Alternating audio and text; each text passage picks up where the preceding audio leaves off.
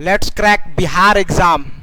Welcome to Unacademy BPSC, India's largest learning platform. और मैं सुजीत, मैं आपको करा रहा हूँ पॉलिटी।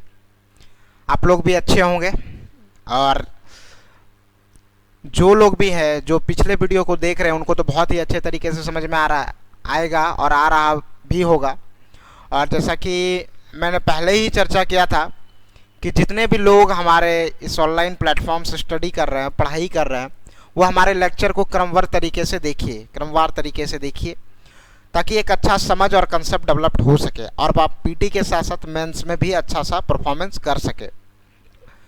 तो चलिए आज हम लोग बात करते हैं।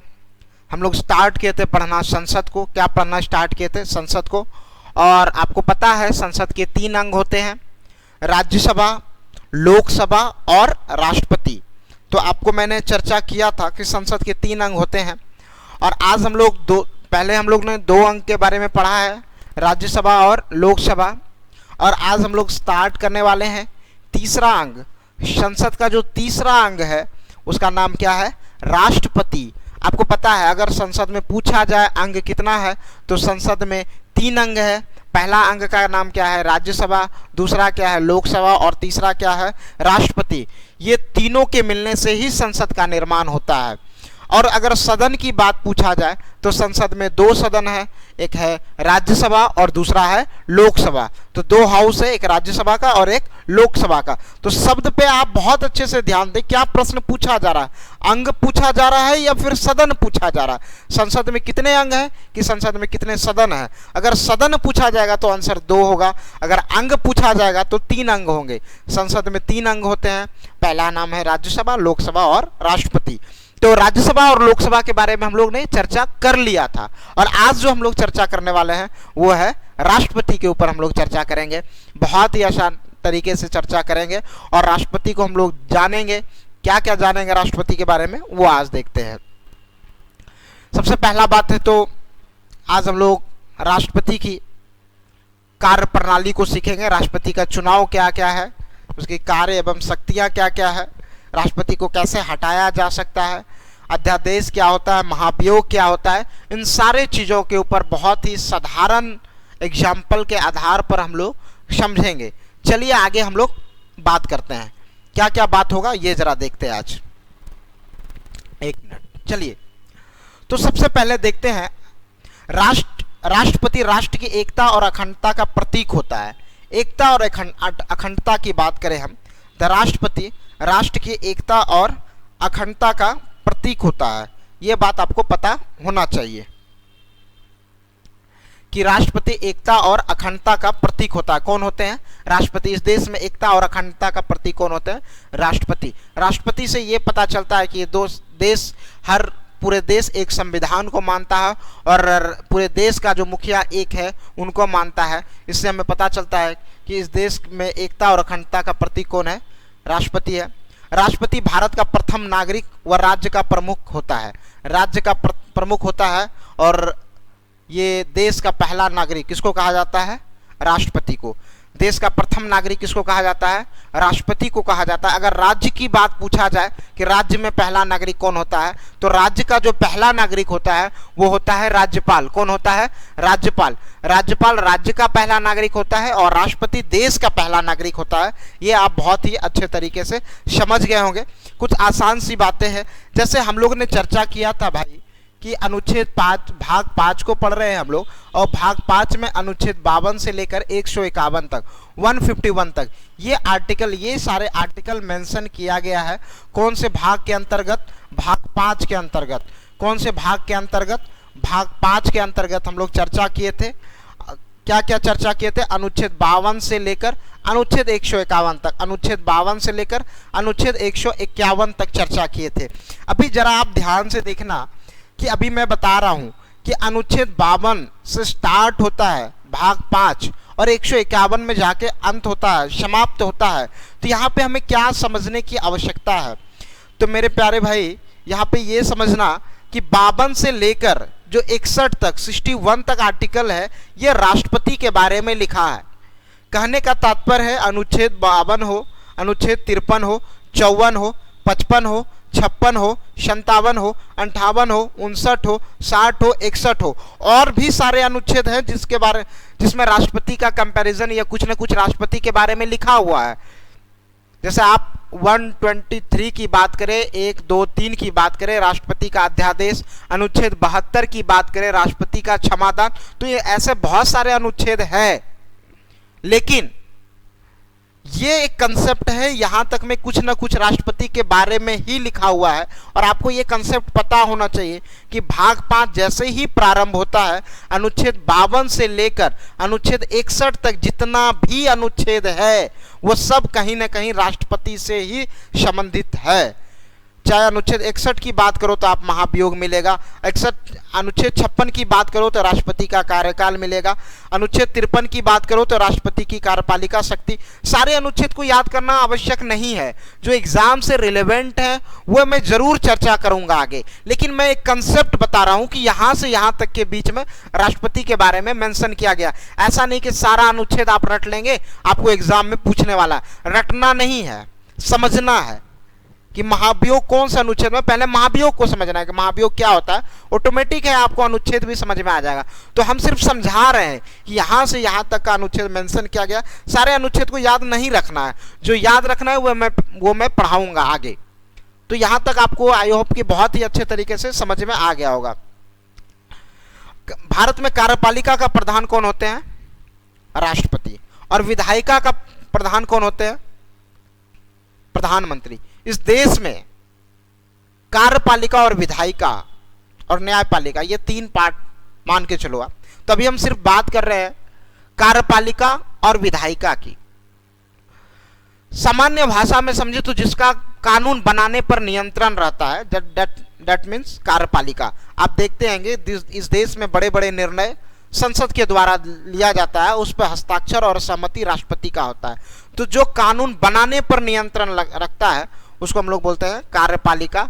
और पूरे देश में जो कार्यपालिका का प्रधान है वो है प्रधानमंत्री जी, और विधायिका का जो प्रधान है वो है प्रधानमंत्री जी। और कार्यपालिका की अगर बात करें तो कार्यपालिका जो कि बनाए गए कानून को लागू कराने की शक्तियां जिसमें है उसको हम लोग कहते हैं कार्यपालिका। और पूरे देश में कार्यपालिका पर अगर नियंत्रण है वो है भारत के राष्ट्रपति का कार्यपालिका पर नियंत्रण है। ये आप समझ गए होंगे बहुत ही अच्छे तरीके से। चलिए आगे और भी हम लोग चर्चा करते हैं भारत के राष्ट्रपति के विषय के ऊपर। चलिए आगे देखते हैं और क्या क्या मेंशन किया गया है। तो सबसे पहले हम लोग देखेंगे, सबसे पहले अनुच्छेद 52 में जो है आर्टिकल 52 में राष्ट्रपति का उल्लेख किया गया है। तो ये पहला अनुच्छेद मैंने बताया है। यह अनुच्छेद 52 में किसका उल्लेख किया गया है? राष्ट्रपति का। किसका उल्लेख किया गया है? राष्ट्रपति का। कौन सा अनुच्छेद में किया गया है? अनुच्छेद 52 में। तो 52 में क्या है? राष्ट्रपति है। अनुच्छेद 52 में, अनुच्छेद 52 में क्या मेंशन किया गया है? राष्ट्रपति का उल्लेख किया गया है। भारत के लिए एक राष्ट्रपति होगा। अब चलते हैं सबसे पहले राष्ट्रपति की योग्यता के ऊपर कि राष्ट्रपति बनने के लिए क्या क्या योग्यता होना चाहिए। ये आपको भी जानना चाहिए जब आपको कभी बनना हो। ये एग्जाम में तो बनाना ही है क्वेश्चन। दूसरा बात, आपको ये पता भी होना चाहिए इस देश में राष्ट्रपति बनने की क्या योग्यता होनी चाहिए। क्या ये योग्यता हर लोगों के पास होता है या नहीं होता है? ये बातों का पता आपके पास होना चाहिए कि इस देश में ऐसा होता है भी या नहीं होता है। तो चलिए, देश में किन किन लोगों के पास ऐसी योग्यताएं हैं कि वो भारत के राष्ट्रपति पद का चुनाव लड़ सकते हैं। तो चलिए आगे हम लोग चर्चा करते हैं, देखते हैं क्या क्या है। सबसे पहले आप अनुच्छेद 52 को पढ़ लेंगे और अनुच्छेद 58 का मेंशन यहाँ पे आप देख रहे होंगे। और 58 में है कि भारत के राष्ट्रपति बनने के लिए क्या क्या योग्यता होना चाहिए। और राष्ट्रपति बनने के लिए क्या योग्यता होना चाहिए, ये कौन सा अनुच्छेद में? अनुच्छेद 58 में। कौन सा अनुच्छेद में? अनुच्छेद 58 में। कौन सा अनुच्छेद में? अनुच्छेद 58 में। क्या मेंशन किया गया कि भारत के राष्ट्रपति होने के लिए क्या योग्यता होना चाहिए? ये कौन सा अनुच्छेद में? 58 में। भारत के राष्ट्रपति बनने के लिए कौन सी योग्यता होना चाहिए? यह अनुच्छेद 50। तो योग्यता की बात करें, किसकी योग्यता? राष्ट्रपति की। कौन सा अनुच्छेद में? अनुच्छेद 58। तो ये याद हो गया होगा। 2 अनुच्छेद अभी तक मैंने राष्ट्रपति के बारे में बताया। और चलिए देखते हैं क्या क्या योग्यता है। राष्ट्रपति की योग्यता की बात करते हैं। वह लोकसभा का सदस्य निर्वाचित होने की योग्यताएं रखता हो। दूसरा है लोकसभा का सदस्य निर्वाचित, ये 2 बार लिखा गया है। तो वह भारत का नागरिक हो, उम्र 35 वर्ष होना चाहिए, वह किसी लाभ के पद पर ना होना चाहिए।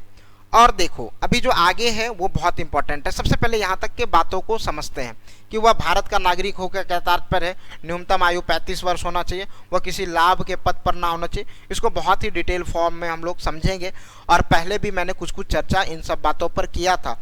जैसे वो लिखा है वह भारत का नागरिक हो, तो यहाँ पे भारत के नागरिक का तात्पर्य ये है मित्रों कि आप देखेंगे कि भारत में जो नागरिकता के विषय में मेंशन किया गया है, जो यहाँ पे राजनीतिक पद में नागरिकता का बात कहा गया है, इसमें ये बातों पर ध्यान देने वाली बात ये है कि भारत में अगर किसी देश का व्यक्ति अगर नागरिकता ग्रहण कर लेता है, भारत की नागरिकता ले लेता है, तो वो भारत का राष्ट्रपति बनने के लिए एलिजिबल है, योग्य है, योग्य माना जाएगा। सोनिया गांधी वो भारत की राष्ट्रपति बन सकती है।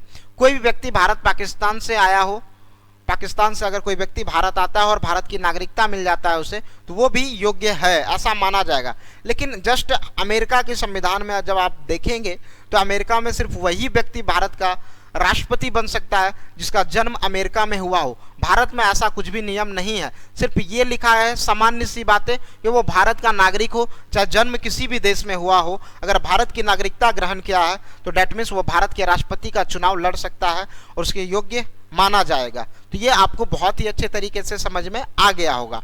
आगे भी और चर्चा करते हैं।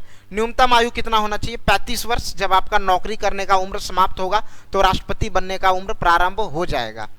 तो ये आपको समझ में एक बहुत अच्छा अपॉर्चुनिटी है आपके पास। लेकिन आपको और भी जानना चाहिए क्या क्या योग्यताएं हैं, और भी मेंशन किया हुआ वो है, तभी आप सोचेंगे ऐसा, अन्यथा आप नौकरी ले ले, ज़्यादा सेफ जोन होगा आपके लिए। तो चलिए आप देखिए, वह किसी भी लाभ के पद पर ना हो, और राजनीतिक पद को लाभ का पद नहीं रखा जाता है। और जैसे राजनीतिक पद की बात करें हम, तो अगर वो पहले से राष्ट्रपति है या पहले से प्रधानमंत्री है तो इन सब चीज़ों को लाभ का पद माना नहीं जाता। या किसी राज्य का राज्यपाल हो, किसी राज्य का मुख्यमंत्री हो, तो इन सारे पदों को लाभ का पद माना नहीं जाता है। तो ये बातों को भी आप ध्यान रखेंगे। तो आपको लगता होगा कि इतनी योग्यता भारत के प्रत्येक तमाम नागरिक के पास तो है ही, तो वो राष्ट्रपति के चुनाव में इलेक्शन क्यों ना लड़ सकते हैं? उनको तो राष्ट्रपति के चुनाव में इलेक्शन में भाग लेना चाहिए। आप देखते होंगे आमतौर पर जब हमारे देश में एक मुखिया गांव में मुखिया का इलेक्शन होता है, सामान्यतः मुखिया का इलेक्शन होता है, तो 10 से 15 लोग, लगभग 10 लोग 8 लोग इलेक्शन लड़ते हैं मुखिया के लिए, और संसद के लिए भी लड़ते हैं इलेक्शन। तो राष्ट्रपति के लिए 2-3 ही लोगों को आप समानता देखते होंगे। क्यों नहीं 10-20 लोग लड़ते हैं इलेक्शन? क्या जमानत राशि ज़्यादा है क्या? 15,000 तो जमानत राशि होता है राष्ट्रपति का इलेक्शन लड़ने के लिए। वो तो बहुत सारे लोग कर सकते हैं, हर कोई नहीं तो बहुत सारा लोग तो कर ही सकता है। कम से कम इस पूरे हिंदुस्तान में 100 लोग तो जरूर कर सकते हैं। लेकिन 100 लोग क्या राष्ट्रपति के लिए नॉमिनेशन कराते हैं, अपना नामांकन कराते हैं क्या? नहीं करा पाते हैं, क्योंकि एक जो सबसे महत्वपूर्ण योग्यता है वो अभी आप देखने वाले हैं। ये आप देखो यहाँ पे सबसे महत्वपूर्ण योग्यता क्या है। राष्ट्रपति पद के लिए उम्मीदवार का नाम कम से कम 50 मतदाता द्वारा प्रस्तावित एवं 50 मतदाताओं के द्वारा अनुमोदित। कहने का मतलब है 50 प्रस्तावक और 50 अनुमोदक। अनुमोदक और प्रस्तावक 50-50, 50-50 आप देख रहे होंगे। ये 50-50 का कंसेप्ट है। 50 अनुमोदक और 50 प्रस्तावक। ये अनुमोदक क्या होता है और प्रस्तावक क्या होता है? प्रस्तावक कहने का तात्पर्य है वो, और प्रस्तावक अनुमोदक वही होना चाहिए जो राष्ट्रपति के चुनाव में वोटिंग करेंगे। क्योंकि भारत में जो राष्ट्रपति का चुनाव होता है वो अप्रत्यक्ष रूप से होता है। हम डायरेक्ट राष्ट्रपति के चुनाव में वोटिंग नहीं करते हैं, अप्रत्यक्ष रूप से हम प्रतिनिधि को चुनते हैं। और प्रतिनिधि किनको चुनते हैं? राष्ट्रपति को चुनते हैं। हम डायरेक्ट राष्ट्रपति को नहीं चुनते, अप्रत्यक्ष रूप से चुनते हैं। तो आप यहाँ पे देखेंगे कि ये 50 लोग ऐसे होना चाहिए जो फलना व्यक्ति, जैसे आप कुछ भी हो, मान के चलते हैं आप राहुल गांधी, शॉर्ट फॉर्म लिख लेते हैं आरजी, राहुल गांधी।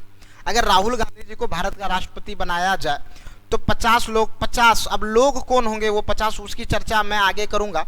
तो 50 लोगों के द्वारा राहुल गांधी का प्रस्तावना रखा जाएगा और 50 लोग उसका समर्थन करेंगे, डेट मीन्स अनुमोदक। तो 50 अनुमोदक और 50 प्रस्तावक। बिहार में तो लालू जी के पास भी 50 अनुमोदक और प्रस्तावक नहीं होगा, क्योंकि ये जो अनुमोदक और प्रस्तावक है ना, हमारे देश में जो संसद है, संसद और संसद के जो दो अंग है ना, दो सदन है, ये राज्यसभा, ऐसे समझ लो आप, राज्यसभा और लोकसभा। तो इसी दोनों सदन का कोई ना कोई व्यक्ति, 100 व्यक्ति होना चाहिए। तो 100 एमपी का जुगाड़ करना पड़ेगा, 100 एमपी का व्यवस्था करना पड़ेगा, 100 एमपी चाहिए। और ये 100 एमपी किसके पास? बहुत सारे राज्य के मुख्यमंत्री के पास भी 100 एमपी नहीं होगा। तो राष्ट्रपति के इंतजार में अपना उम्र को बर्बाद ना करें, बीपीएससी का फॉर्म भरिए और एसडीएम बनिए। समझ में आ रहा है ना? 100 एमपी आपके पक्ष में होना चाहिए, मेंबर ऑफ पार्लियामेंट। बहुत सारे राज्य के मुख्यमंत्री के पास भी नहीं है। यह देश की राष्ट्रीय स्तरीय की जो पार्टी होती है, बीजेपी, कांग्रेस, वही लोगों के पास ये हो सकता है। और आज देश में स्थिति तो ये हो गया, विपक्ष में बैठने लायक भी कोई नहीं है। 55 मेंबर भी नहीं है लोकसभा में कांग्रेस पार्टी की। तो आप सोचो, जब विपक्ष भी नहीं है हिंदुस्तान में, तो हो सकता है आने वाले समय में ऐसा सिचुएशन हो जाएगा इस देश में, मुझे लग रहा है जैसा, सिर्फ एक ही राष्ट्रपति, निर्विरोध, कोई इलेक्शन ही नहीं होगा। ये एंटी पार्टी सभी लोग मिलकर 100 एमपी पूरा कर सकते, कोई एक उम्मीदवार, लेकिन ऐसा नहीं होगा। लेकिन ऐसा हो सकता है, संभावना हो सकता है कभी देश में।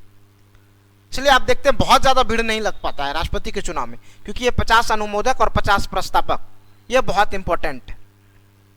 या तो राज्यसभा का मेंबर हो या तो लोकसभा का, कहीं का भी मेंबर होना चाहिए। तो ये अनुमोदक और प्रस्तावक का कंसेप्ट आप समझ गए होंगे। तो राष्ट्रपति की योग्यता का बात कौन से अनुच्छेद में? अनुच्छेद 51 में, 58 में किया गया। वह भारत का नागरिक हो, न्यूनतम आयु 35 वर्ष, वह किसी लाभ के पद पर ना हो, और एक बात और भी मेंशन किया जाता है, वो पागल या दिवालिया ना हो, रिस्पॉन्सिबल व्यक्ति होना चाहिए, ऐसा नहीं कि रांची से रिटायर व्यक्ति हो। समझ में आ रहा है ना? तो ये सब आपको समझ में आ गया होगा। आगे भी हम लोग चर्चा करते हैं। जमानत राशि क्या है, अब इसको हम लोग बहुत डिटेल फॉर्म में समझते हैं। जमानत राशि, आप लोग बोलते हैं कि फलना व्यक्ति ऐसा इलेक्शन हारा, राहुल गांधी अपना जमानत भी नहीं बचा पा रहा है, तो इन सारे चीज़ों पर चर्चा करेंगे। आप जो बोलते हैं जमानत राशि क्या होता है, इसको जरा हम लोग समझते हैं। जमानत जब्त होना, ये आप नॉर्मली बहुत बार पढ़ चुके हैं या बहुत बार सुन चुके हैं, लेकिन आप समझते नहीं होंगे। मान के चलो आपके गांव में या आपके लोकसभा क्षेत्र में एक एमपी का इलेक्शन हो रहा है। जस्ट एन एग्जाम्पल मैं समझा रहा हूं आपको। तो इलेक्शन लड़ने वाला व्यक्ति सीरियस कैंडिडेट है कि नहीं है, इसके लिए भारत सरकार, भारत के जो चुनाव आयोग हैं, उन्होंने कुछ राशियां फिक्स करके रखा है। जैसे राष्ट्रपति का चुनाव अगर आप लड़ रहे हो तो आपको 15,000 रुपये आपको जमा करना होगा सिक्योरिटी मनी के तौर पर, जिसको जमानत राशि कहते हैं। अब देखो यहाँ पे क्या है मामला। अगर मान के चलो कि आपके उस लोकसभा क्षेत्र में 6,000 व्यक्ति हो, जस्ट मैं एग्जांपल बता रहा हूं, ऐसे 6,000 में लोकसभा क्षेत्र नहीं होता, और एक वो व्यक्ति है वो हार गया इलेक्शन, तो क्या हारने के बाद ये पैसा वापस नहीं मिलेगा क्या? हारने के बाद भी पैसा वापस मिलता है, जमानत राशि। लेकिन अगर इसका हम 1/6 करें, 1/6 भाग करें, तो ये अगर कट हो गया तो मतलब क्या हो गया? 1000। आप देख रहे हैं ना कितना हो गया? 1000। तो अगर हार भी गया है लेकिन उसके पास 1000 वोट है, तो डेट मीन्स उसका जमानत राशि बच गया, जमानत जब्त नहीं हुआ। लेकिन कोई आपका चच्चा हो और इलेक्शन लड़ ले लोकसभा का, और चच्चा को मिले कितना वोट? मात्र 5 वोट मिला। चाचा खड़े हो गए, गांव का 4 आदमी बोला बन जाइए, आप एमपी बन जाइएगा। आज समझदार कम थे तो बोला शिक्षा मंत्री बन जाइएगा। तू भी इलेक्शन लड़ गया, 5 वोट मिला, तो 15,000 रुपये जो जमा किए थे चाचा कर्जा लेकर, ये मिलेगा वापस? तो नहीं मिलेगा ये वापस। जमानत जब्त इसी को कहते हैं कि ऐसा हार हारा कि जमानत राशि भी नहीं बचा पाया। तो जमानत यही होता है, जमानत जब्त होना, जमानत जब्त होना। तो राष्ट्रपति के लिए जो जमानत राशि निर्धारित किया गया है वो 15,000 है। तो आप लोग जब लड़ेंगे इलेक्शन को इन बातों को ध्यान रखिएगा कि 1/6 वोटिंग मुझे आने वाला है या नहीं आने वाला है। तो इन बातों को आप ध्यान रखेंगे। अब चलते हैं आगे, हम लोग फिर चर्चा करते हैं, आगे के विषय पर हम लोग चर्चा करते हैं। टाइम क्या हो रहा है? अच्छा, चलिए सबसे पहले आप देखो, राष्ट्रपति अपने कार्यकाल की अवधि में कोई अन्य पद ग्रहण नहीं कर सकता है, ये अनुच्छेद 59 में बोला गया। आपको मैंने क्या पढ़ाया अभी? 52 पढ़ाया, राष्ट्रपति का उल्लेख किया गया है। 58 में क्या बताया मैंने? राष्ट्रपति की योग्यता। और अभी 59 में बताया। 59 में ये समान सा बात मेंशन किया गया है कि जो भी भारत का राष्ट्रपति होगा, वो जब तक राष्ट्रपति के पद पर है तब तक वो किसी राज्य का मुख्यमंत्री नहीं बन सकता, सीएम नहीं बन सकता है, पीएम नहीं बन सकता है, मतलब किसी भी और पद को ग्रहण नहीं कर सकता, सिर्फ वो भारत का राष्ट्रपति ही रहेंगे। ये समझ में आया? राष्ट्रपति को शपथ किसके द्वारा दिलाया जाता है?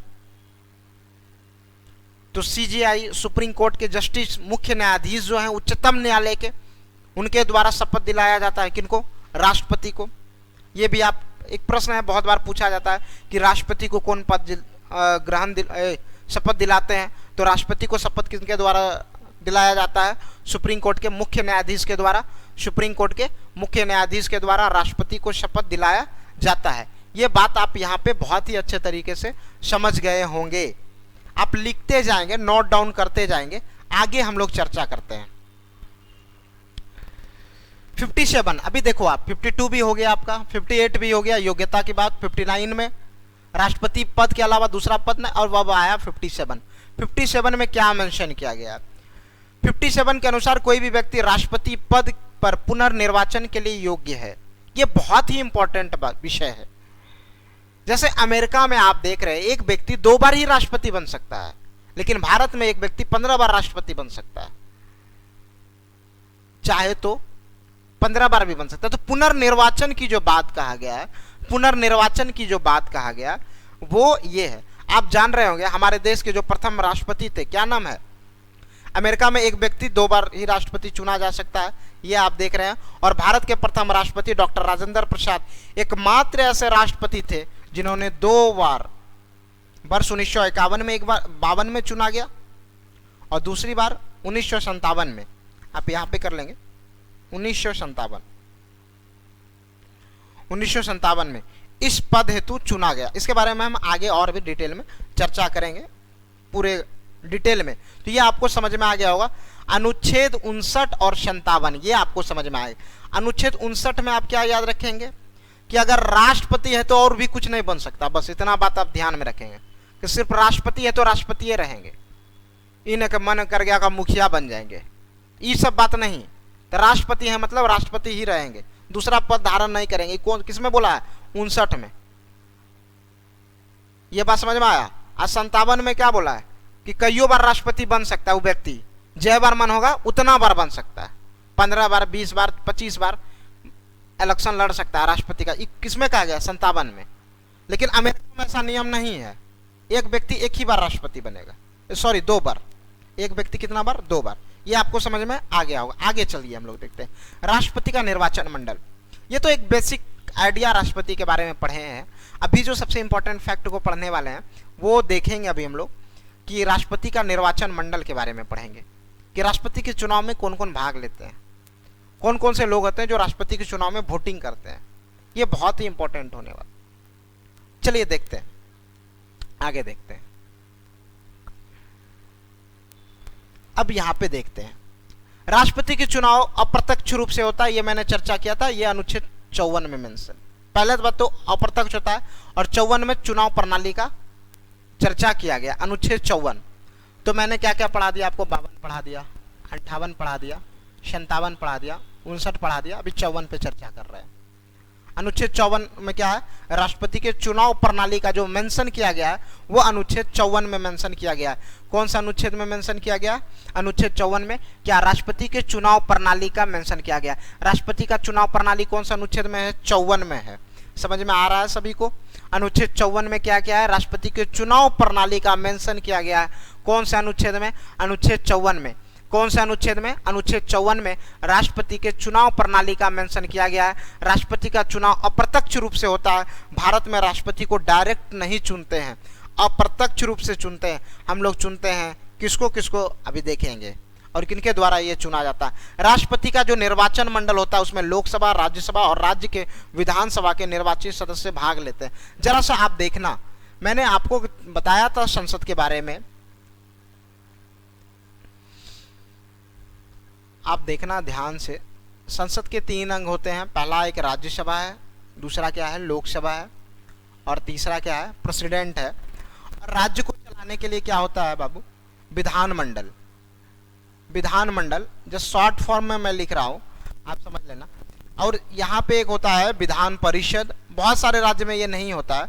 विधानसभा और राज्यपाल, they are 3 parts of legislature. Governor समझ लेना आप। तो देखो आप समझना कि राष्ट्रपति के चुनाव में कौन कौन से लोग होते हैं जो भाग लेते हैं। तो राज्यसभा के निर्वाचित सदस्य, nominated member are not allowed. 12 सदस्य ऐसे होते हैं, मैंने बताया था कि नॉमिनेटेड होते हैं राज्यसभा में। लोकसभा में जो सदस्य होते हैं 2 नॉमिनेटेड होते हैं आर्टिकल 331 के अंतर्गत। तो ये अब समाप्त हो गया है, ये 2020 में इसको 2024 में समाप्त कर गया था। 26 जनवरी से ऐसा पद को समाप्त कर दिया गया, लेकिन ये दोनों भी राष्ट्रपति के चुनाव में भाग नहीं लेते थे।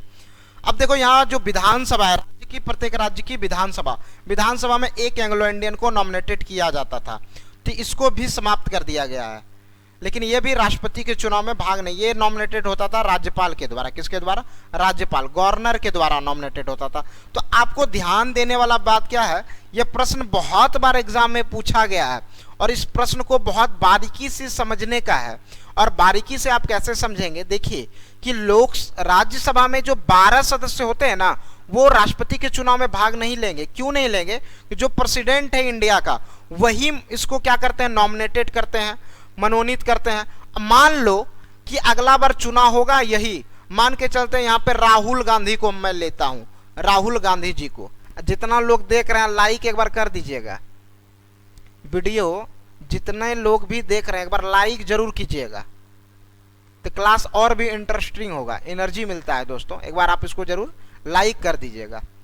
आपको बोलना पड़ता है कि लाइक कीजिए, अच्छा नहीं लगेगा तो नहीं कीजिए। अब जरा देखिए, मान लीजिए राहुल गांधी भारत का राष्ट्रपति हैं, ये 12 गो लोग को चुन दिए हैं। साहित्य कला मैंने बताया था, साहित्य कला, विज्ञान और समाज सेवा, 4 क्षेत्र। जिसको भी सब बात समझ में नहीं आ रहा वो पिछले लेक्चर में जाके देख लेना। आप देखिए, तो राहुल गांधी क्या हुआ कि इन्होंने 12 लोगों को मनोनीत कर दिया इस 4 क्षेत्र से। अगला बार फिर राहुल गांधी लड़ेंगे इलेक्शन, कौन सा अनुच्छेद के अंतर्गत? 57 में बोला गया है कई बार लड़ सकता है इलेक्शन। तो फिर तो ये 12 सोचेगा कि हम फिर एक वोट दे देते हैं, तो फिर हमरे चुन देगा, इसीलिए इन लोगों को मना कर दिया गया है। ये बात कॉन्सेप्ट समझ में आया? इन लोगों को मना कर दिया गया कि आप लोग नॉमिनेटेड पर्सन जितने भी हैं राज्यसभा में, एक भी राष्ट्रपति को वोटिंग नहीं करेंगे। यहाँ भी लोकसभा में जो नॉमिनेटेड पर्सन है तो वोटिंग नहीं करेंगे राष्ट्रपति को। और विधानसभा में भी जो है, क्योंकि राष्ट्रपति के अंदर में काम करता है राज्यपाल, जब मन होगा तब हटा देगा राज्यपाल। राज्यपाल नॉमिनेटेड करते, तो इनको भी बोल दिया है इधर से सेटिंग हो जाएगा, इसलिए सेटिंग का चांस कम करने के लिए बोला गया ये भी जो नॉमिनेटेड पर्सन है विधानसभा में, तो ये भाग नहीं लेंगे। तो जब भी प्रश्न पूछा जाएगा कि राष्ट्रपति के निर्वाचन मंडल में कौन कौन होंगे, तो आप लिखिएगा पहला RS राज्यसभा जोड़, लोकसभा जोड़, विधानसभा। इसके आगे एक बात जोड़ना ना भूले, वो बात क्या होगा? निर्वाचित सदस्य।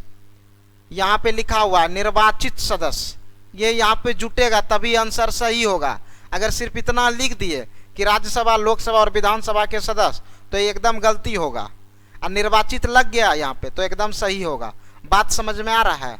हम कंसेप्ट आपको क्या समझा रहे हैं कि राज्यसभा, लोकसभा और विधानसभा के निर्वाचित सदस्य ही भाग लेंगे राष्ट्रपति के चुनाव में। तो ये लाइन बहुत बढ़िया से समझ में आपको आ गया होगा। तो आगे चर्चा करें हम लोग। तो देखिए अभी क्या है, यहाँ पे 2 बहुत इंपॉर्टेंट, 70वां संविधान संशोधन हुआ था 1992 में। तो एक संविधान संशोधन है, 70वां संविधान संशोधन कब हुआ? 1992 में हुआ। और यहाँ पे क्या हुआ? तो क्या हुआ वो देखिए, दिल्ली जो है केजरीवाल जी का और पुदुचेरी जो है, इस दोनों के विधानसभा के मेंबर को राष्ट्रपति के चुनाव में, मतलब 1992 से पहले ये पुदुचेरी और ये दिल्ली, ये दोनों केंद्र शासित प्रदेश राष्ट्रपति के चुनाव में भाग नहीं लेते थे, राष्ट्रपति के चुनाव में भाग नहीं लेते थे। लेकिन 1992 में क्या हुआ, 70वां संविधान संशोधन। 1992 में क्या हुआ, 70वां संविधान संशोधन। तो पूछा जाएगा 70वां संविधान संशोधन कब हुआ है, 1992 में हुआ है। और काहे हुआ, काहे इसलिए हुआ कि दिल्ली को और पुदुचेरी को, इस दोनों को राष्ट्रपति के इलेक्शन में भाग लेने के लिए जोड़ना था। तो जोड़ा गया कब, 1992 में। कौन से संविधान संशोधन के अंतर्गत, 70वां संविधान संशोधन, 70वां संविधान संशोधन। ये आपको बहुत ही अच्छे तरीके से समझ में आ गया होगा। अब आगे हम लोग चलते हैं, देखते हैं आगे क्या है मेंशन किया हुआ। देखिए, अनुच्छेद 55 के अनुसार राष्ट्रपति का निर्वाचन अनुपातिक प्रतिनिधित्व पद्धति के द्वारा होता है, एकल संक्रमणीय अनुपातिक पद्धति। तो आपको देखिए समझ में, अभी तक मैं अनुच्छेद 55 में, अभी पद्धति क्या है, अनुपातिक एकल संक्रमणीय मत पद्धति क्या है, ये प्रोसेस क्या है, ये आगे हम लोग समझाते हैं, इसके बारे में हम लोग चर्चा करते हैं। ये पद्धति क्या है, ये प्रोसेस क्या है, इन सबको अभी हम लोग बहुत ही डिटेल फॉर्म में चर्चा करेंगे। अब देखिए, तो बीपीएससी के लिए तैयारी कर रहे हैं, थोड़ा टाइम तो देना ही पड़ेगा, समझना पड़ेगा, रटना नहीं पड़ेगा। और जब समझ के रहेंगे तो भूलेंगे नहीं। राष्ट्रपति के चुनाव में वोट वैल्यू होता है। अभी दो बात, पहला बात प्रोसेस कैसा होता है, दूसरा ये वोट वैल्यू का क्या बात बोला है कि राष्ट्रपति के चुनाव में वोट वैल्यू होता है, मतलब राष्ट्रपति के चुनाव में वोट का वैल्यू कैसे होगा, ये भी अभी समझेंगे। आगे क्या है अब वो देखते हैं हम लोग। सबसे पहले वोट वैल्यू क्या होता है ये देखते हैं। तीसरा बात है स्पष्ट बहुमत। तो सबसे पहले आप समझिएगा वोट वैल्यू क्या होता है। वो चुनाव प्रणाली आपको समझना है पहला में, दूसरा में आपको वोट वैल्यू समझना है, तीसरा में आपको समझना है स्पष्ट बहुमत क्या होता है। इस तीनों चीज को आपको समझिए बहुत ही ध्यान से। देखिए यहां पे हम समझा रहे हैं,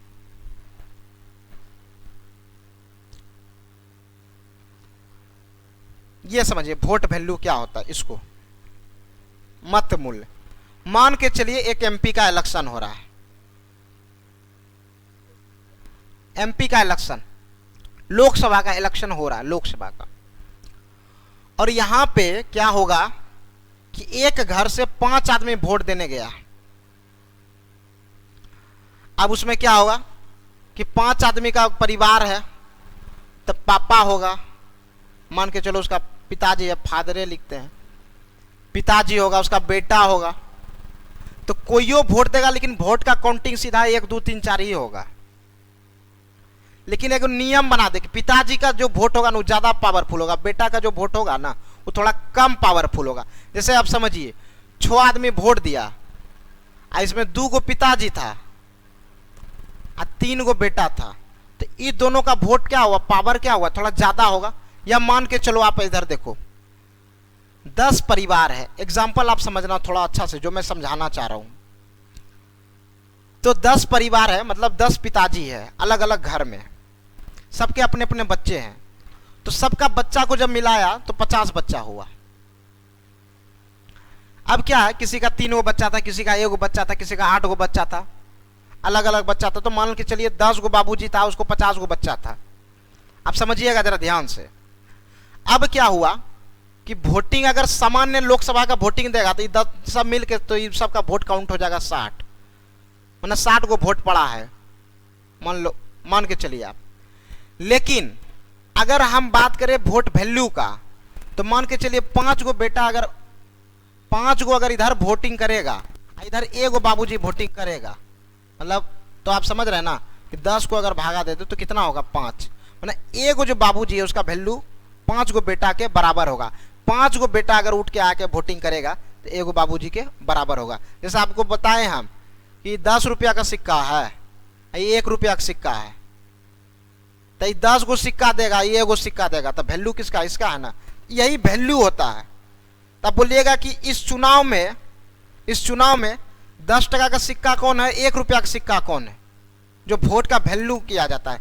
तो आपको हम क्या बताएं कि निर्वाचन मंडल में क्या होता है, राज्यसभा, उसके बाद क्या होता है लोकसभा और विधानसभा। तो जो लोकसभा है ना, लोकसभा एमपी, आप देखते होंगे आपके संसदीय क्षेत्र में 3-4 गो विधायक होता होगा, मतलब विधानसभा का एमएलए, एक गो एमपी के अंदर 3-4 गो एमएलए हो जाता है एक लोकसभा के अंतर्गत। तो ये जो एमपी है ना, एमपी लोकसभा, ये 10 टका का सिक्का है, समझ लीजिएगा। ये जो राज्यसभा है ना, ये भी 10 रुपया का सिक्का है, समझ लेना, जस्ट एन एग्जाम्पल।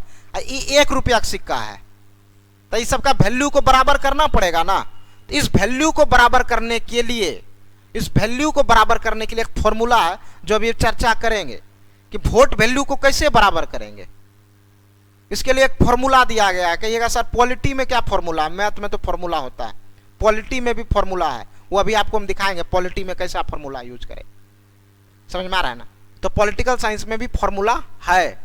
अब उस फॉर्मूला को अभी हम लोग देखेंगे कि कैसा फॉर्मूला है, कौन फॉर्मूला है। पहला बात तो ये समझ में आ गया होगा, राष्ट्रपति के चुनाव में मत मूल्य होता है, वोट का वैल्यू होता है। तो वैल्यू का कंसेप्ट आपको समझ में ना आया हो, अगर नहीं आया होगा ना तो 2 मिनट पीछे वीडियो एक बार कर लीजिएगा, फिर एक बार देखिएगा तो समझ में आ जाएगा। तो 2-3 बार कीजिएगा तो अपने समझ में आ जाएगा, सेट कर जाएगा।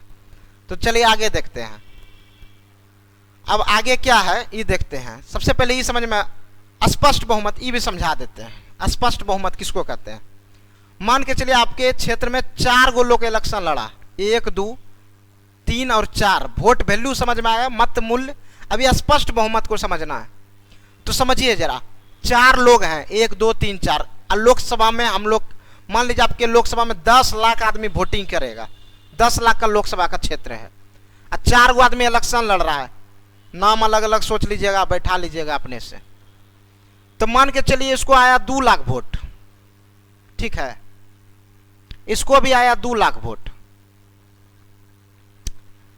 इसको आया कर ले 3 लाख वोट। तो 2, 2, 4, 3, 7 लाख, या मान के चलिए 3 लाख। थोड़ा सा एक चीज, 1 मिनट रुक जाइए। आप देखिए यहाँ पे 4 आदमी इलेक्शन लड़ रहा है, 1, 2, 3 और 4। आप जरा समझिएगा, 10 लाख वोटर है, इसको 1 लाख वोट मिला, इसको 2 लाख मिला, इसको 3 लाख मिला। तो 3, 2, 5, 1, 6। अब बच्चा कितना? 4। अब सही बैठा है। तो आप देखिएगा जीतेगा कौन? ये 4 नंबर वाला जो होगा ये जीत गया, ये जीतेगा ना जी। बहुमत इसी को कहते हैं। ये चारों में सबसे ज्यादा मत इसी को है, सबसे ज्यादा मत इसी को है, 4 नंबर वाला को। 4 नंबर वाला जो होगा वो जीत गया। लेकिन उसी लोकसभा क्षेत्र का ये जो आदमी है, 3, 2, 5, 1, 6 लाख आदमी चाह रहा है, ये नहीं बने, तब पर भी बन गया, जीत गया। बहुमत इसको कहते हैं। ये बहुमत प्रोसेस है, ये समझ में आया? इसको हम लोग, इस प्रोसेस को हम लोग कहते हैं बहुमत प्रोसेस। आपको ये समझ में आना चाहिए। लेकिन अब जरा आप देखिए, अब हम यहाँ पे एक नियम बना दिए, चारों इलेक्शन लड़ो, कोई दिक्कत नहीं है, 1, 2, 3 और 4। लेकिन वही आदमी जीतेगा इस चारों में। जो बहुमत लाएगा वो नहीं जीतेगा, जो अस्पष्ट बहुमत। यहाँ तो बहुमत जो लाया वो जीत गया, लेकिन यहाँ बोल रहे हैं अस्पष्ट बहुमत जो लाएगा वो जीतेगा। तो स्पष्ट बहुमत, जरा देखिए आप, स्पष्ट बहुमत क्या होगा? तो स्पष्ट बहुमत अगर 10 लाख वोटर रहेगा ना, तो 50% +1। समझ में आया? मैंने 5 लाख प्लस 1 वोट जो लाएगा वो जीतेगा। यहाँ पे क्या हो रहा है? बहुमत में जीत रहा है। यहाँ पे जीतने के लिए किसी एक को लाना पड़ेगा। समझ में आया? इसी को कहते हैं हम लोग अस्पष्ट बहुमत। समझ में आया? एक होता है स्पष्ट बहुमत। कोई दिक्कत है? अब जरा हम लोग आगे चर्चा करते हैं।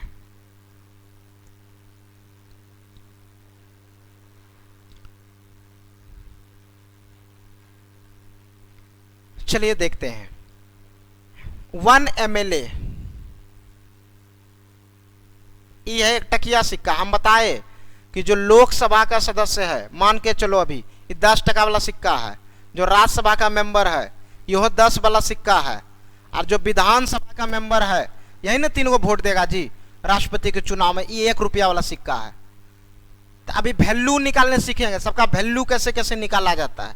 तो जरा 1 MLA, 1 MLA इक्वल टू है राज्यों की कुल जनसंख्या। ये जो है ना, ये राज्यों की कुल जनसंख्या, इसको थोड़ा सा एरर हो गया थोड़ा टाइपिंग में, इसको काट देंगे। Total population of state,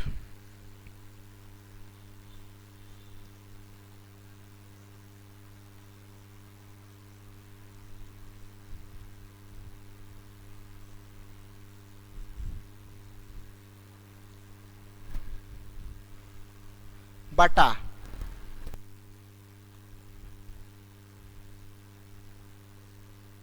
total number of MLA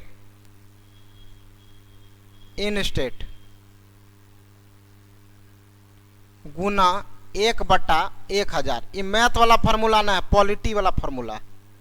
जरा देखिएगा, हम जो समझा रहे हैं इसको समझिएगा कि ये कौन फार्मूला है सर। देखिए इसको, ये जो फार्मूला ये है, एक विधायक का अगर वोट वैल्यू निकालना होगा तो टोटल पॉपुलेशन ऑफ स्टेट, मान के चलते हम लोग बिहार की आबादी ऐसे है 12 करोड़, तो इतना बड़ा डिजिट लेके टाइम बर्बाद नहीं करेंगे, हम मान के चलते हैं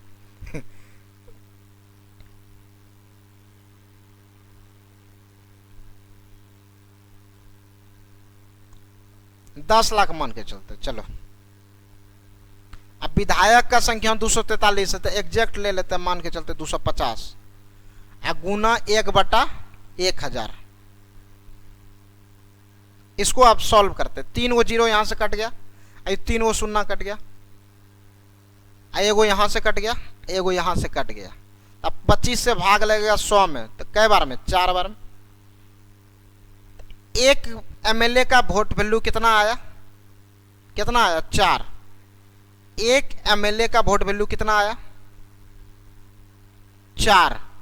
अब पूरा राज्य का वोट वैल्यू अगर एमएलए का निकालना पड़ेगा तो 250 गो एमएलए हम लिए थे, तो 250 गुना 4 करेंगे तो कितना आएगा? 1000 आएगा कि नहीं?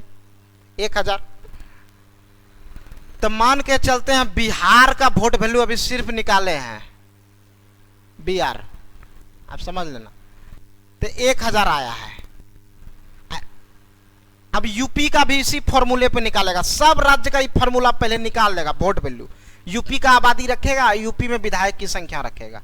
जैसे 20 करोड़ आबादी है उत्तर प्रदेश का, तो ऊपर में 20 करोड़ लिखेगा, नीचे में विधायक की संख्या लिखेगा 400 और गुना 1/1000। फॉर्मूला से फिर निकाल लेगा वोट वैल्यू। तो बिहार का निकाला और ओकरे में जितना आएगा वो फिर यूपी का लिखेगा, यूपी का जोड़ देगा। फिर एमपी का वही फॉर्मूला आप निकालेगा, एमपी का कुल आबादी ऊपर में लिखेगा, एमपी का कुल विधायक का संख्या नीचे लिखेगा, गुना 1/1000 करेगा। अब फिर यहाँ जो भी वैल्यू आएगा वो एमपी का यहाँ लिखेगा। समझ में आ रहा? इस तरह सभी राज्य का करेगा। जो राज्य राष्ट्रपति के चुनाव में भाग लेता है, केंद्र शासित प्रदेश में 2 ही है, दिल्ली और पुदुचेरी। अब सब राज्य 28 राज्य, तो सब का यही फॉर्मूला से निकालेगा।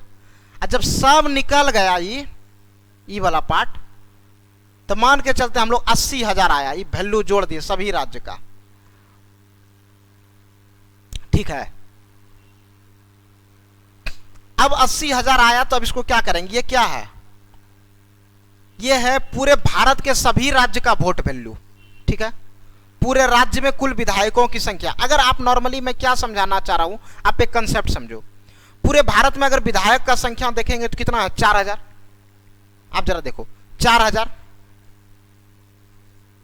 4000 विधायक है। अब पूरे भारत में अगर एमपी की बात करें तो 550 एमपी लोकसभा में और 250 एमपी राज्यसभा में, तो कितना हो गया? 800 एमपी।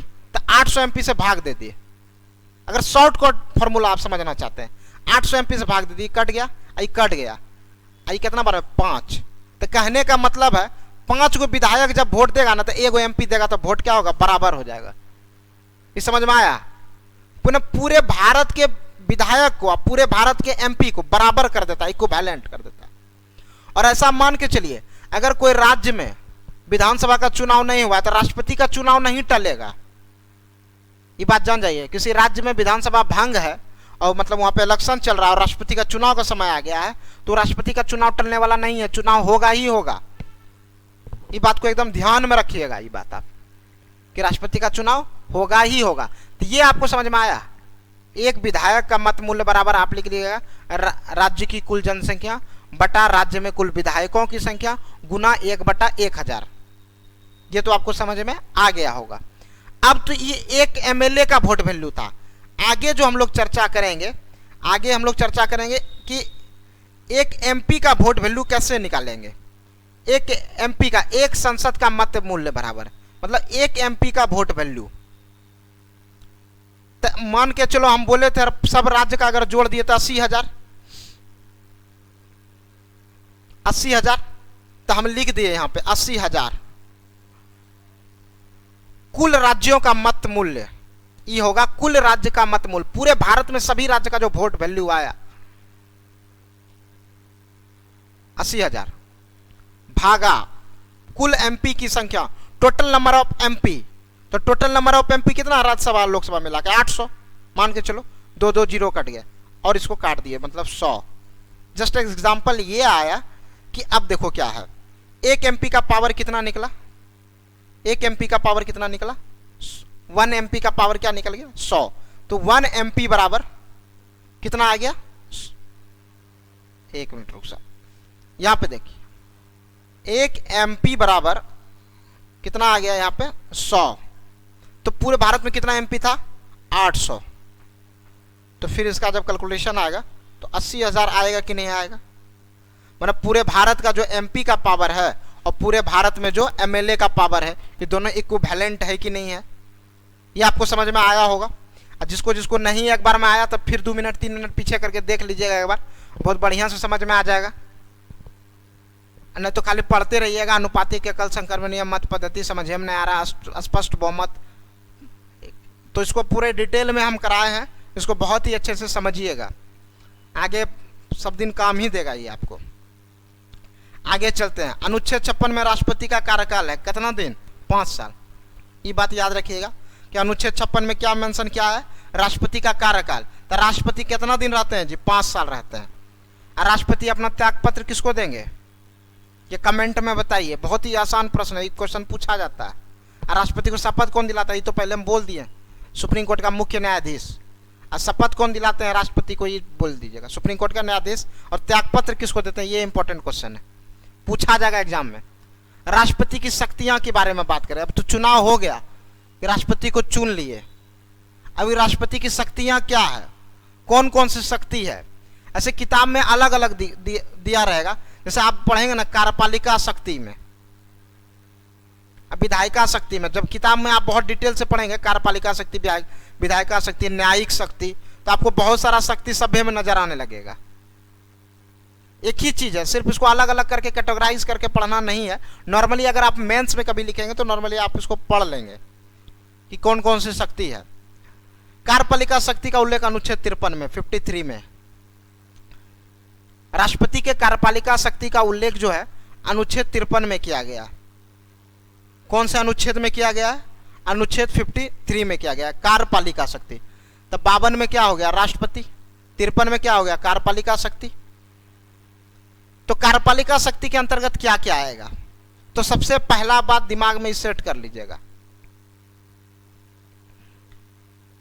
कि भारत में जो पिछड़ा वर्ग है, अति पिछड़ा वर्ग है, उसकी देख रेख के लिए एक अधिकारी का नियुक्ति करता है राष्ट्रपति, वो कार्यपालिका शक्ति के अंतर्गत आर्टिकल 338 में मेंशन किया गया, अनुच्छेद 338। अभी काहे करता है, तो वो डाटा जानना चाहता है इस देश का पिछड़ा वर्ग में कुछ अंतर आया कि नहीं आरक्षण देने के बाद, इसलिए अधिकारी, और उसकी क्या स्थिति और भी क्या आरक्षण का उसको जरूरत है, क्योंकि देश का सबसे गार्जियन आदमी यही है। तो पूरे देश के हर तबका पे नजर रखना इसकी जिम्मेवारी होता है। बात करें अगर वित्त शक्ति के बारे में, तो आर्टिकल 360 में आप आगे जाके देखेंगे वित्त शक्ति के बारे में, पैसा से संबंधित राष्ट्रीय आपात। अभी तक इस देश में, हिंदुस्तान में राष्ट्रीय आपात कभी नहीं लगा है, वित्तीय आपात नहीं लगा है, पैसा से संबंधित। ये 360 में ये राष्ट्रपति लगा सकता है। दूसरा बात, आपातकालीन फंड जो होता है, इमरजेंसी फंड भारत का, उस पर पूरा नियंत्रण होता है भारत के राष्ट्रपति का, इसलिए उसको कहते हैं वित्त शक्ति के अंतर्गत आता है। न्यायिक शक्ति, तो न्यायिक शक्ति में जैसे आप पढ़ रहे होंगे क्षमादान अनुच्छेद 72 में, अनुच्छेद 72 के अंतर्गत क्षमादान कर सकते हैं कौन, राष्ट्रपति। दायर याचिका देखते हैं ना, दिया जाता आतंकवादी के द्वारा सब। ये भारत में भी बहुत सारे ऐसे लोग हैं जिनको लगता है कि राष्ट्रपति महोदय ही अब हमको बचा सकते हैं, सीजेआई तो अब कुछ सुन ही नहीं रहे। तो ये आप देख रहे हैं राष्ट्रपति की आपातकालीन शक्तियां। आपातकालीन शक्ति को भी हम लोग आगे, ये सब के बारे में आगे हम बहुत डिटेल से चर्चा करेंगे। आप पढ़ेंगे 352, 356, 356, 360, इन सारे पे डायरेक्ट या इनडायरेक्ट रूप से नियंत्रण होता है किसका? भारत के राष्ट्रपति का। सैन्य शक्ति, तीनों सेनाओं का प्रमुख कौन होते हैं? राष्ट्रपति होते हैं, यह बात आपको पता होगा। राज्य से संबंधित शक्ति में अगर देखेंगे तो राज्यपाल की नियुक्ति कौन करता है? राष्ट्रपति करते हैं। यह राज्य से संबंधित शक्ति हो गए। तो इन सारे शक्तियों को आप थोड़ा सा अगर कंसेप्ट से पढ़ेंगे तो आपको बहुत ही अच्छे से, ज़्यादा इसके बारे में नहीं जानना, जो एग्जाम से रिलेवेंट है हम हमेशा उसी चीज़ों पर ज़्यादा फोकस करते हैं। समझ में आ रहा है ना? हर चीज़ों को सबसे पहले तो आपको ये इंपॉर्टेंट रखता है क्या पढ़ना है और क्या छोड़ना है और क्या समझना है। हर बॉल को मारने से कैच आउट हो सकते हैं आप, इसलिए हर बॉल को मत मारना, बॉल को देखो और उसके बाद खेलो। उसी तरह किताब में आपको हर चीज़ इंपॉर्टेंट ही लगता है, क्योंकि आप कभी क्वेश्चन को नहीं देखते एग्जाम में क्या पूछ रहा है। समझ में आ रहा है ना? आप जब क्वेश्चन को देखना शुरू करेंगे तो आप खुद से डिसाइड कर लेंगे ये चीज़ को पढ़ते हैं, क्योंकि एग्जामिनर जब क्वेश्चन को सेट करता है तो उस चैप्टर के सबसे इंपॉर्टेंट फैक्ट को उठा के लिखता है। जो सामान्य सी बातें हैं उसको ज़्यादा मेंशन नहीं करता। आप ही टीचर हो क्लास 8 का, मान के चलो, आप टेस्ट लेना है उसका, तो उस चैप्टर में जो इंपॉर्टेंट बात है, जहाँ से कोई सेंस है, वही तो क्वेश्चन पूछेगा एग्जाम में। उसी तरह अभी तक इतनी बार एग्जाम हो गया बिहार पब्लिक सर्विस कमीशन का, या आप किसी भी एग्जाम का तैयारी कर रहे हो, ऐसा नहीं कि आप फर्स्ट टाइम देने जा रहे हैं, तो इस एग्जाम का बहुत बार क्वेश्चन आ चुका है और आप एक अंदाजा, ब्रीफ आइडिया लगा सकते हैं कि क्या क्या क्वेश्चन पूछ सकता है इस चैप्टर में, क्या इंपॉर्टेंट है। और जो आप पढ़ते हैं, जो फर्स्ट टाइम आपको लगता है यहाँ पे मुझे प्रॉब्लम हो रही है, वही क्वेश्चन आने वाला है एग्जाम। क्योंकि अगर आपकी समस्या एग्जाम में नहीं पूछा जाता, जो आपको आता है वो एग्जाम में पूछा जाता, तो आपकी सिलेक्शन हो ही जाती पहले ही। तो जो समस्याएं हैं उस पर ऊपर आप ध्यान नहीं दे रहे। चलिए हम लोग आगे चर्चा करते हैं। राष्ट्रपति पर महाभियोग को समझाएंगे और है क्या, राष्ट्रपति पर अध्यादेश। ये दोनों बहुत ही इंपॉर्टेंट है। अभी तक भारत में राष्ट्रपति पर एक भी बार महाभियोग नहीं लगा है, और महाभियोग का क्या कंसेप्ट है ये अभी हम लोग बहुत ही डिटेल फॉर्म में आपको समझाएंगे। देखिए अभी अगर राष्ट्रपति पर महाभियोग की बातें करें हम, किस पर? राष्ट्रपति पर क्या बात करना है? महाभियोग। तो महाभियोग कौन सा अनुच्छेद में है? अनुच्छेद 61 में है। क्या है? राष्ट्रपति का महाभियोग है। कौन से अनुच्छेद में? 61 में मेंशन किया गया। अब महाभियोग का क्या कंसेप्ट है ये जरा आप देखिए। महाभियोग एक हटाने की प्रक्रिया है। हम लोग पहले राष्ट्रपति को बनाने की प्रक्रिया को सीख लिए, उसका काम सीख लिए, क्या क्या काम होता है। अब हटाने की प्रक्रिया को सीखते हैं। होता है क्या कि संसद, अब देश का राष्ट्रपति है, उसको हटाने के लिए, क्योंकि राष्ट्रपति किसी के अंदर रहता नहीं है, पूरा संविधान को समझने के लिए संसद तो समझना जरूरी ही है, और यह हो गया प्रेसिडेंट। अब देखो आप यहाँ पे कि मान लो राष्ट्रपति को हटाना हो, ये चर्चा लोकसभा से भी आ सकता है, ये विचार राज्यसभा से भी आ सकता है। और जिस सदन में भी इस बातों पर चर्चा होगा, या कोई व्यक्ति के मन में आया कि राष्ट्रपति को हटाना, ऐसा नहीं 14 दिन जाके पहले इंफॉर्मेशन के लिए कोई दे दिया। राहुल गांधी को मन में आया कि हटा दे राष्ट्रपति को, लोकसभा से को लेटर भेज देगा अकेले, आपको हटाएंगे 14 दिन, ऐसा नहीं होता है। 14 दिन पहले इंफॉर्मेशन ये दिया जाता है कि जिस कारण से आप राष्ट्रपति को हटा रहे हैं, तो राष्ट्रपति को समय दीजिए कि अपनी बातों को वो रख सके कि नहीं हम ऐसा काम नहीं किए। बात समझ में आ रहा है ना?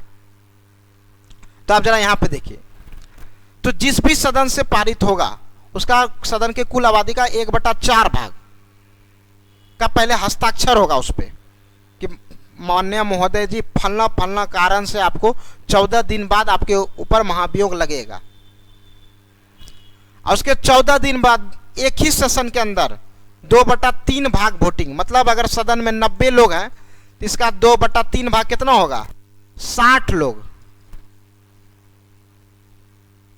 अगर आप कटा दें तो 2/3 कितना हो जाता है, 60।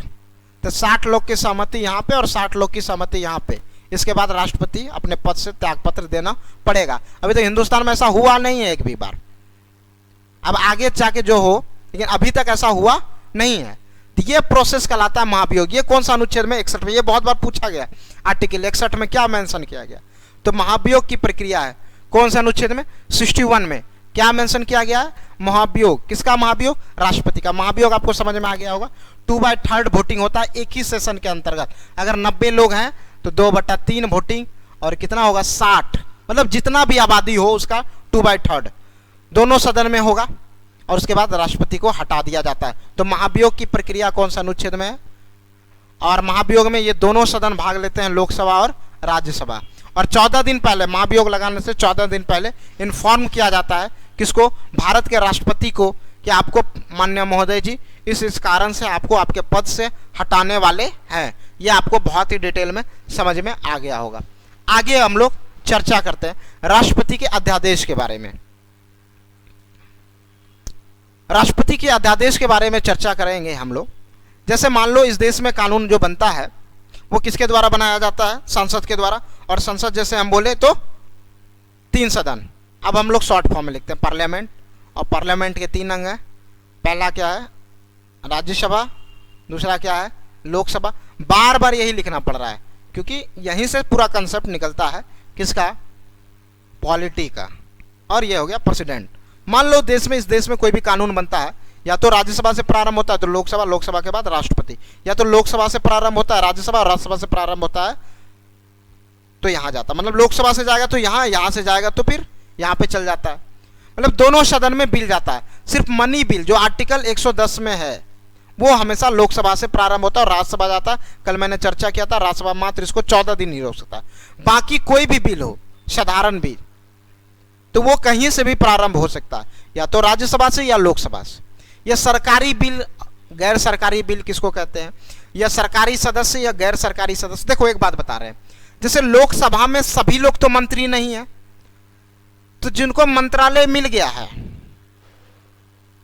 आप देखिए पीयूष गोयल जी, लोकसभा मंत्रालय मिला हुआ है, तो वो सरकारी सदस्य हो गए, उनके द्वारा लाया गया बिल सरकारी बिल कहलाता है। और गैर सरकारी सदस्य जो सिर्फ एमपी है, सरकार में है, सरकार के समर्थन में है लेकिन सरकार में नहीं है। बात समझ में आ रहा है ना, सरकार के समर्थन में है लेकिन सरकार में नहीं है।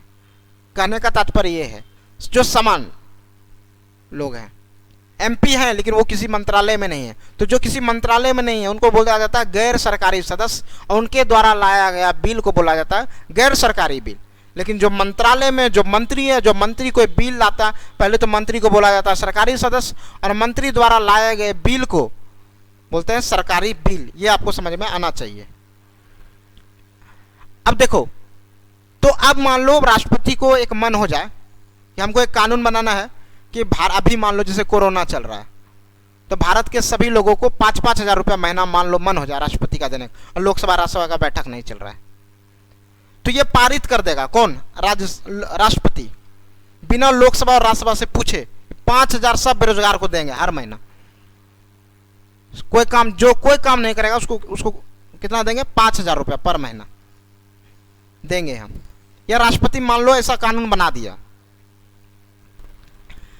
अब क्या होता है कि 6 सप्ताह, हम क्या लिख रहे हैं, 6 वीक, आप समझना, 6 सप्ताह के अंतर्गत इस बातों पर राज्यसभा और लोकसभा दोनों का समर्थन चाहिए। राज्यसभा और लोकसभा, राज्यसभा और लोकसभा कितने दिन के अंतर्गत, 6 सप्ताह के अंतर्गत राज्यसभा और लोकसभा, ये बना दिया कानून। लेकिन 6 सप्ताह के अंतर्गत, 6 वीक के अंतर्गत लोकसभा और राज्यसभा अगर समर्थन नहीं देता है 5 हजार वाले कानून पर, तो ये कानून 6 सप्ताह के अंतर्गत खत्म हो जाए। बैठक के दिनों से, लेकिन 6 सप्ताह के अंदर ये कानून ऑटोमेटिक समाप्त हो जाएगा, क्योंकि 6 सप्ताह के अंदर ये दोनों की सहमति होना अनिवार्य है, पहला बात। लेकिन ये अध्यादेश अधिक से अधिक कितने दिनों तक रख सकता है? मैंने बताया था ये काउंट होता है बैठक के दिनों से। मान लो आज कानून बनाया और 1 महीने के बाद बैठक शुरू हुआ लोकसभा और राज्यसभा, तो 1 महीने के बाद ही काउंटिंग शुरू होगा 6 सप्ताह। तो आपको पता है अधिक से अधिक 6 महीने में एक बार बैठक तो होगा ही। मान के चलो आज इन्होंने पारित किया और 6 महीने के बाद, 6 महीने के बाद यहां का बैठक शुरू हुआ और 6 सप्ताह तक नहीं पारित किया, तो अधिक से अधिक एक अध्यादेश का वैलिडिटी है 6 मंथ 6 वीक, 7 महीना 2 सप्ताह। ऐसे आप बोल सकते हो, ऐसे आप ऐसे याद रखना 6 महीना।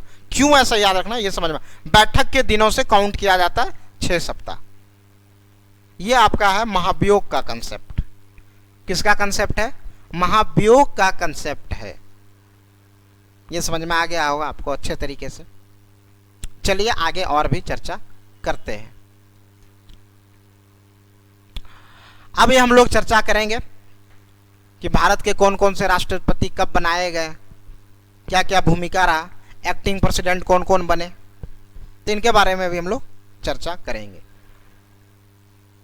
आप देख रहे होंगे हमारे भारत के प्रथम राष्ट्रपति डॉक्टर राजेंद्र प्रसाद, और ये प्रेसिडेंट ऑफ कॉन्स्टिट्यूएंट असेंबली, संविधान सभा के अध्यक्ष डॉक्टर राजेंद्र प्रसाद पहले थे। और इनका जो कार्यकाल रहा है आप देखेंगे अभी तक के भारत में जितने भी राष्ट्रपति रहे हैं उनमें सबसे ज़्यादा कार्यकाल रहा है 12 साल 107 दिन, बहुत लंबा कार्यकाल रहा है। अभी तक के टर्म में सबसे ज़्यादा दिन तक अगर कार्यकाल रहा है तो वो डॉक्टर राजेंद्र प्रसाद का रहा है। तो आप देख रहे हैं ना 1950 से 1952 तक, और 1952 में फिर चुना गया, फिर 1957 में चुना गया, और लास्ट टाइम जो था जब तक वो रहे हैं 1962 तक, 13 मई 1962 तक रहे हैं, और 26 जनवरी 1950 को वो भारत के प्रथम राष्ट्रपति के रूप में चुनाए गए थे। और भारत के प्रथम राष्ट्रपति कौन थे? डॉक्टर राजेंद्र प्रसाद। जरा इस डाटा को बहुत अच्छे से देखिएगा, यहाँ से 1-2 प्रश्न पूछा जाएगा आपका। अब वो नहीं पूछता है भारत के पहले राष्ट्रपति कौन थे, लेकिन उसका कुछ कुछ फैक्ट है जो पूछा जा सकता है। इतना आसान क्वेश्चन नहीं पूछा, या 6ठे राष्ट्रपति कौन है, 7वें राष्ट्रपति कौन है, ऐसा भी प्रश्न पूछा जा सकता है। तो आप देख रहे हैं इनका टेन्योर सबसे ज़्यादा रहा है 12 साल 107 दिन, और 13 मई 1962 तक रहे हैं इन्होंने, मतलब 1950 से 1962 तक इनका कार्यकाल रहा है। और ये संविधान सभा के अध्यक्ष भी थे। और इनके समय में जो उपराष्ट्रपति थे भारत के, सर्वपल्ली राधाकृष्णन जी, जो कि बाद में चलकर राष्ट्रपति बने थे भारत का, तो सर्वपल्ली राधाकृष्णन थी। और ये कौन से पार्टी से थे? वो इंडियन नेशनल कांग्रेस पार्टी के थे। डॉक्टर राजेंद्र प्रसाद, इन्होंने नेतृत्व किया था किसका? कांग्रेस पार्टी का।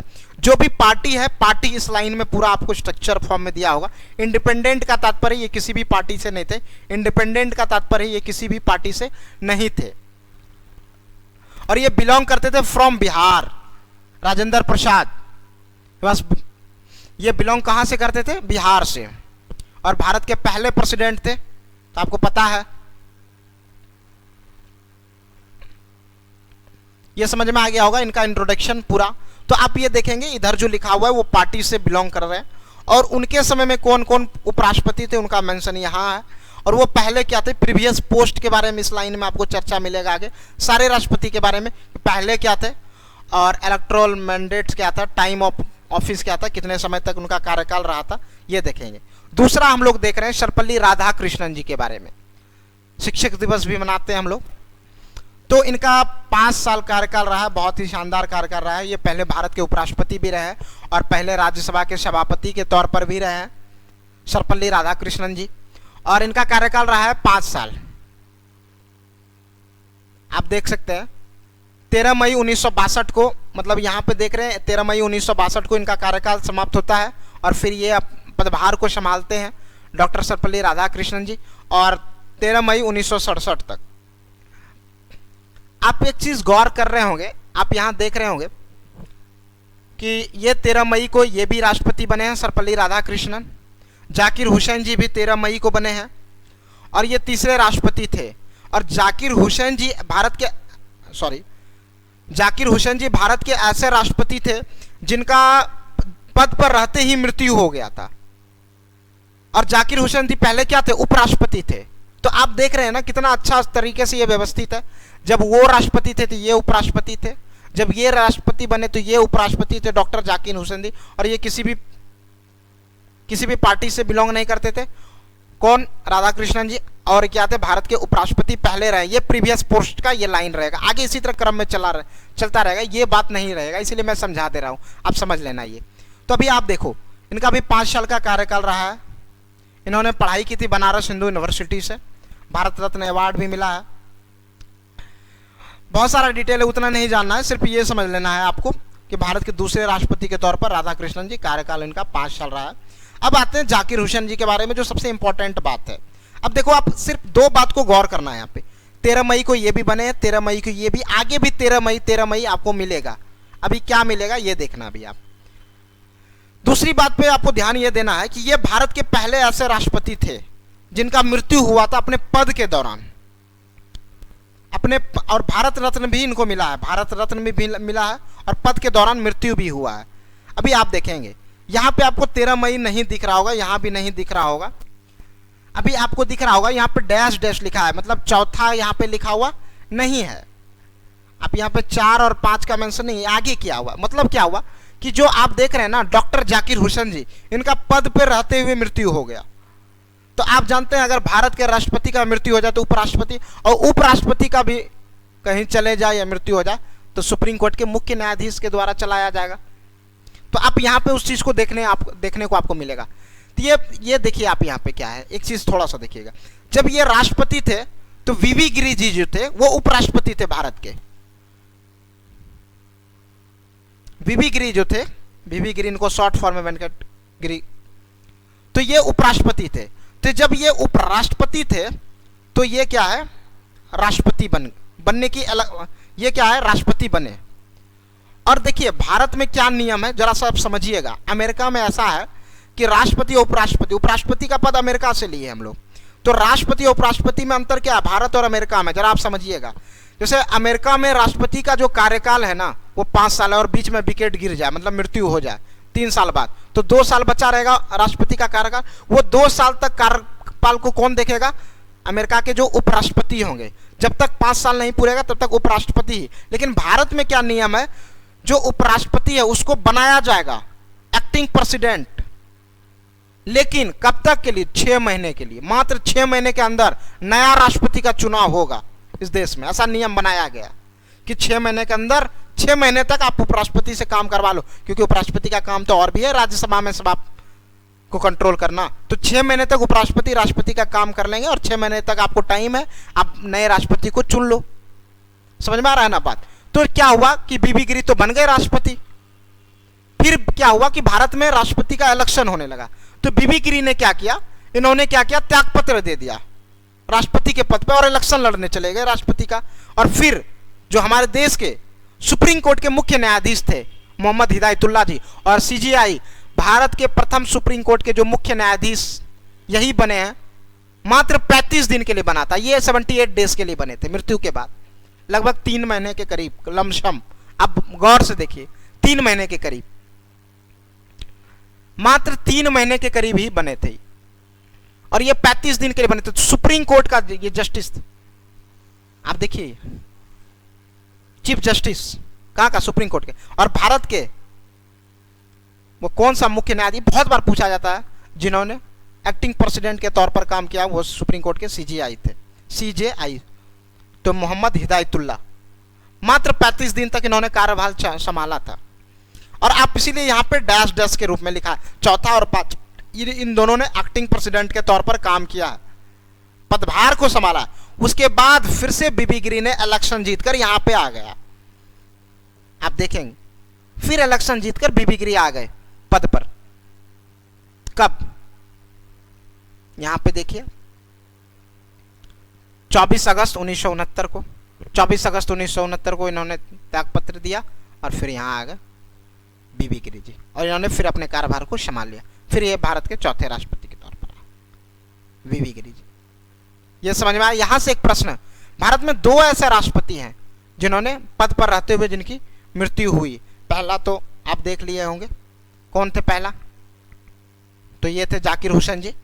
तो ये एक प्रश्न बहुत ही इंपॉर्टेंट यहाँ से बार बार पूछा जाता है, पद पे रहने के दौरान इनकी मृत्यु हुआ था। एक पहला है जाकिर हुसैन जी, और सुप्रीम कोर्ट के जो है मोहम्मद हिदायतुल्लाह जी, और आगे देखेंगे जो पचमा है वो फखरुद्दीन अली अहमद है। अभी आप यहाँ पे देखना कि आगे फिर डैश डैश मिलेगा। फखरुद्दीन अली अहमद जी का भी जो मृत्यु हुआ था वो हो गया था पद पे रहते हुए ही, क्योंकि यहाँ पे फिर डैश लग गया है। आप यहाँ पे डैश देख रहे हो, फखरुद्दीन अली अहमद इज आल्सो, और ये फूड एंड एग्रीकल्चर मिनिस्टर भी थे पहले, और ये कांग्रेस पार्टी से बिलोंग करते थे। कौन सी पार्टी से? कांग्रेस पार्टी से। और इन्हीं के समय में इमरजेंसी लगा था भारत में। तो ये क्वेश्चन बहुत इंपॉर्टेंट है। यहां पे लिखा गया सेकेंड, इंडिया का जो है ना सेकेंड प्रेसिडेंट है डाई इन द ऑफिस, अपने पद पर रहते हुए इनकी मृत्यु हुआ है। इंडिया के दूसरे प्रेसिडेंट है फखरुद्दीन अली अहमद, और भारत में आपातकाल भी लगा था फखरुद्दीन अहमद। तो दो इंपॉर्टेंट क्वेश्चन है, बहुत इंपॉर्टेंट क्वेश्चन यहां से फखरुद्दीन अली अहमद से बनेगा। एक पहला, किसके समय में भारत में इमरजेंसी लगा था?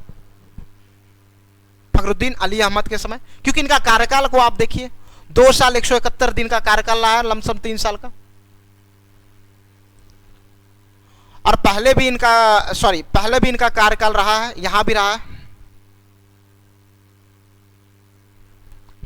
ये कार्यकाल आपको आप देख रहे हैं, इमरजेंसी भी इन्हीं के समय में लगा था, और ये 11 फरवरी 1977 तक रहे हैं। समझ में आ रहा है ना? तो यहां पे इनकी भी मृत्यु हुआ। दूसरा ऐसे राष्ट्रपति थे हमारे देश का जिनके पद पर रहने के बाद मृत्यु हुआ था, फखरुद्दीन अली अहमद जी। समझ में आ रहा है ना?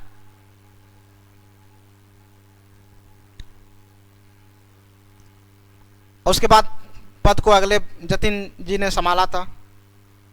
ये भी उपराष्ट्रपति के तौर पर कार्य चुके, किसी भी पार्टी से बिलोंग नहीं करते थे। और फिर देखिए यहाँ पे नीलम संजीव रेड्डी जनता पार्टी के राष्ट्रपति, फिर यहाँ पे ये पहले स्पीकर ऑफ लोकसभा भी रहे थे नीलम संजीव रेड्डी। यहाँ से ज़्यादा इंपॉर्टेंट नहीं है। ज्ञानी जैल सिंह भी निर्विरोध चुने जाने वाले राष्ट्रपति थे, और ये चीफ मिनिस्टर ऑफ पंजाब भी रहे हैं, पंजाब के चीफ मिनिस्टर रहे हैं। कौन? ज्ञानी जैल सिंह। देखो, जिसके बारे में ज़्यादा इंपॉर्टेंट है उसके बारे में हम लोग जानकारी हासिल करेंगे। और फिर ऐसे पढ़ने के लिए तो बहुत सारा चीज़ है, सिर्फ हम लोग ध्यान उस बातों को देंगे एग्जाम में क्या इंपॉर्टेंट है, क्या रिलेवेंट है। और जब तक एक अच्छा समझ विकसित नहीं करेगा होगा तब तक आप इन सारी चीज़ों को याद करके नहीं रख सकते। समझ में आ रहा है ना? आप याद करके नहीं रख सकते हैं। फिर आए 9वें राष्ट्रपति के, आप देख रहे हैं शंकर दयाल शर्मा जी हैं, और भी इंडियन कांग्रेस से ये भी बिलोंग करते हैं, इंडियन नेशनल कांग्रेस से। चलिए आगे और भी बातें करते हैं। अब हम लोग देखते हैं भारत की पहला महिला राष्ट्रपति प्रतिभा देवी सिंह पाटिल, और इनका ये डेट ऑफ बर्थ लिखा रहता है, 1934 में इनका जन्म हुआ था।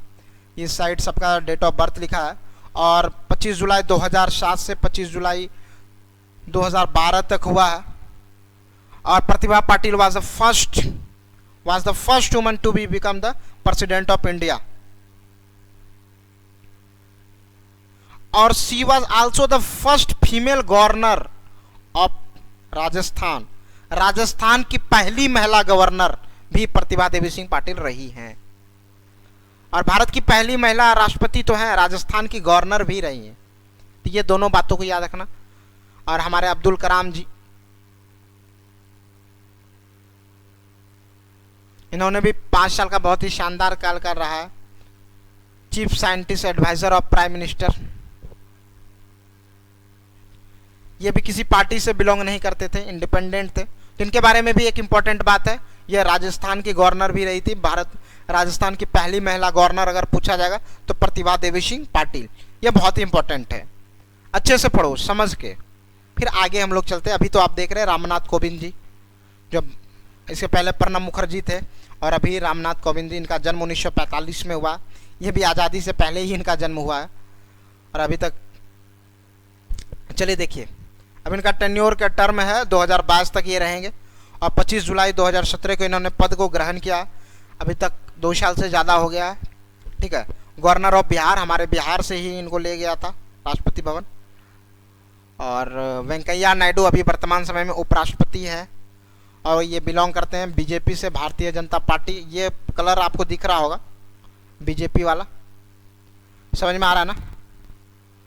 ये एमपी भी रहे हैं, मेंबर ऑफ लोकसभा भी रहे हैं। तो बहुत सारी चीज़ें हैं, जितना मैं इम्पोर्टेंट बात जिन जिन के बारे में बताया है उन सबको आप ध्यान में रखें, बहुत ही अच्छे तरीके से मेहनत करें और लाइक और शेयर ज़रूर कर दें, सब्सक्राइब भी कर दें। लाइक शेयर तो एकदम करें ही। अच्छा लग रहा है वीडियो, बहुत ही मेहनत करके मैंने कंटेंट तैयार कर रहा हूँ और जिन लोगों को भी अच्छा लगे वीडियो कृपया ज़रूर लाइक कर दें। चलिए आगे, वही सब्सक्रिप्शन वाली बात है। आप अगर सब्सक्रिप्शन लेंगे प्लस कोर्स के लिए तो ये रेफर कोड का प्रयोग करो आप, इस रेफर कोड का। और चलिए बाय बाय, जय हिंद, जय भारत, जय बिहार। फिर मिलेंगे हम लोग नेक्स्ट लेक्चर में। चलिए।